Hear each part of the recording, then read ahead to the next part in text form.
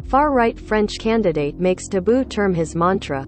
Two words considered taboo for many in France because they evoke a conspiracy theory embraced by white supremacists are haunting the French presidential.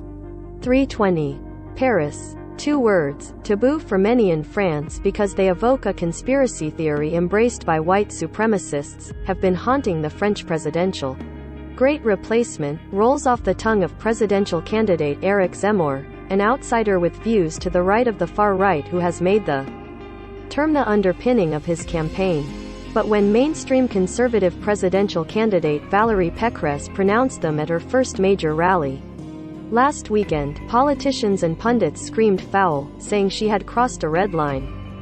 The Great Replacement is the false claim that the native populations of France and other Western countries are being overrun by non-white immigrants, notably Muslims, who are allegedly supplanting, and one day will erase, Christian civilization and its values.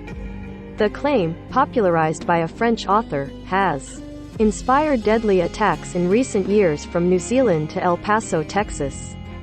Critics said Pécresse was normalizing a dangerous falsehood that immigration figures in France do not corroborate. Pécresse later denied she was venturing into Zemmour's far-right territory, contending that her brief remark was misconstrued. Still, the flap focused attention on Zemmour's campaign mantra and underscored the threat he represents to mainstream conservatives. If I'm a candidate in the presidential election, it is firstly and above all to stop the Great Replacement, and to fight immigration, Zemmour, whose upstart party is named Reconquest, told France 2 TV.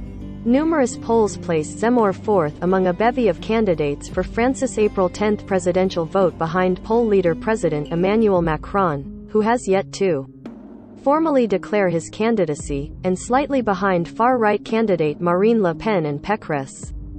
A presidential runoff will be held among the top two candidates in April 24 if no one wins outright. Zemmour, 63, a controversial talk show pundit before entering the presidential race, has been convicted multiple times of inciting racist or religious. He has, for instance, drawn ire for falsely stating that Marshal Philippe Pétain, who headed France's collaborationist World War II Vichy government, saved Jews from deportation to Nazi death camps. Under Pétain's regime, some 76,000 French Jews were sent to camps. Very few survived.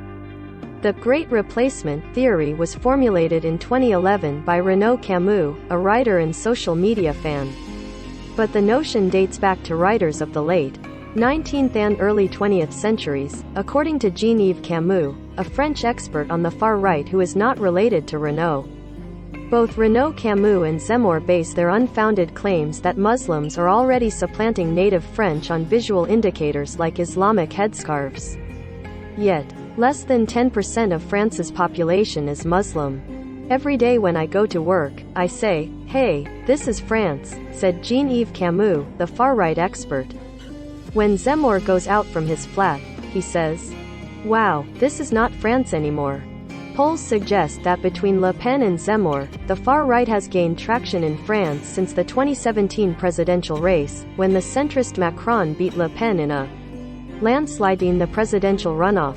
Together, the two far-right candidates represent 30% of potential French voters, the polls show, compared to up to 25% for.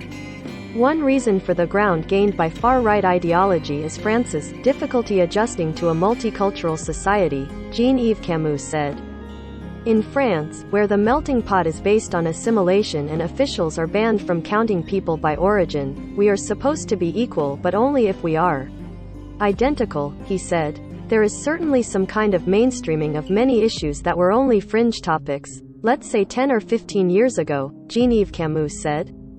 It's not only about the Great Replacement, it's anything that has to do with immigration, and French identity, and the roots of the French nation. He also cites an amorphous fear of Muslims, viewed by some as the enemy from within, due to several terrorist attacks carried out by French Muslim citizens.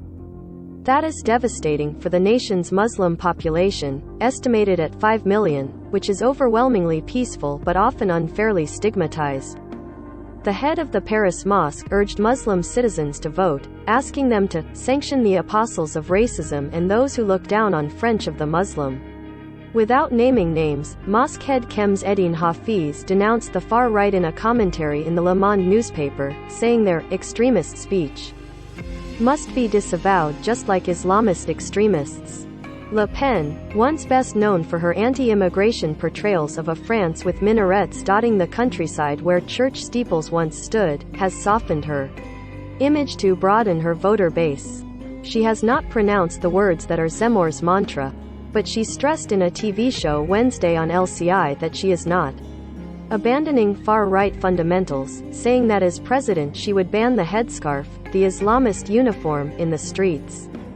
Several well-known figures in her national rally party have complained about her softened image, saying that Le Pen has gone off message and defected to Zemmour's camp. The wait is on to see whether Le Pen's popular niece, Marion Maréchal, who has suggested she won't support her aunt, joins Zemmour.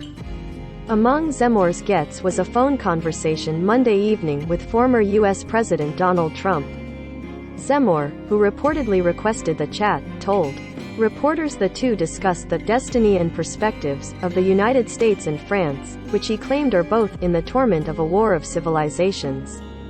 Le Pen was philosophical. She had hoped, but failed, to meet with Trump during her 2017 campaign. "I hope that Donald Trump is doing well," she told reporters in Villers-Cotterêts, where she was promoting the French language against an Anglo-Saxon invasion.